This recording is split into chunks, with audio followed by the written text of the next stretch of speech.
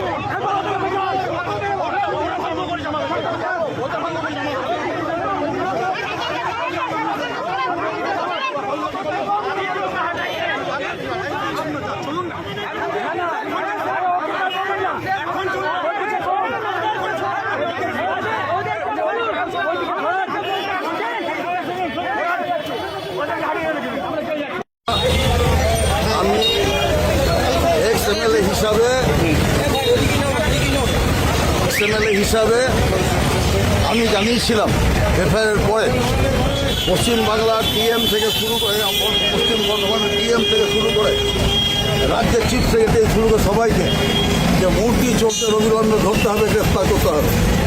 যে বা যারা মূর্তি ভেঙেছে, এখানে এত সিসি ক্যামেরা, এত টিভি, কেউ জানে না যে কে রাত্রেবেলায় 9 ফুটের উঁচু রাহুল সংকীর্তনের মূর্তি আর 14 ফুটের বেদি একসাথে ভেঙে দিয়ে মিছিল চলে গেল, কেউ জানে না। পুলিশ কি মামলাবাজি করেছে নাকি? না, পুলিশ জানে না যে কারা ভেঙেছে? কেন পুলিশ ধরতে পারল না এখনো পর্যন্ত? নাকি বিজেপি RSS চামচাবাজি করার জন্য পুলিশ এখানে আছে? এই পুলিশ এবং এই প্রশাসন তারা হচ্ছে দুর্নীতি করছে, বেআইনি করছে, বালি চুরি করছে, কয়লা চুরি করছে, লোহা চুরি করছে, সব করছে। এই যে শুভেন্দু অধিকারী যিনি মুখ্যমন্ত্রী হয়েছেন, তিনি হচ্ছে যে প্রশাসনের সাহায্যে 120টা সিট জেতার পরে ভোট লুট করে প্রধান মুখ্যমন্ত্রী হয়েছে। যখন 120টা সিট জেতে তারপরে বিভিন্ন জায়গায় জোর করে ভোট লুট করে জিতেছে। এবং আপনারা দেখবেন এই ভোট লুটে যারা জোর করে মানুষের গণতান্ত্রিক অধিকারকে খর্ব করার চেষ্টা করছে। এবং আজকে যখন রাহুল সংকীর্তনের মহাপণ্ডিতের মূর্তি যখন ভেঙে দেওয়া হলো, এই যে হচ্ছে বান্দরের মতো কিছু লোক এখানে রয়েছে, তারা হচ্ছে এই সমস্ত কাণ্ডগুলো করেছে। তাদের বিরুদ্ধে আমাদের আন্দোলন চলবে।